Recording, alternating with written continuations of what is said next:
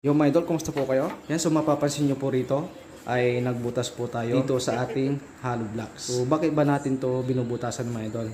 At mapapansin nyo rin dyan, meron po tayong mangkok na may tubig. Yan, so bakit ba natin to ginagawa mga idol? Yan ang pag-uusapan po natin sa bidyong ito.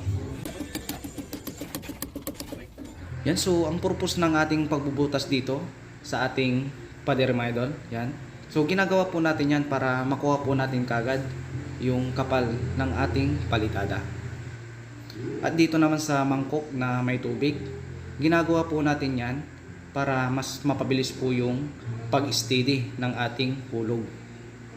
Kasi kung ganyan lang mga idol, tapos mahangin, ay talagang magalaw po yung ating hulog. Yan, so subukan po natin tong mangkok na may tubig kung mapapabilis ba yung pag-steady ng ating hulog. So may kanya-kanya po tayong pamamaraan.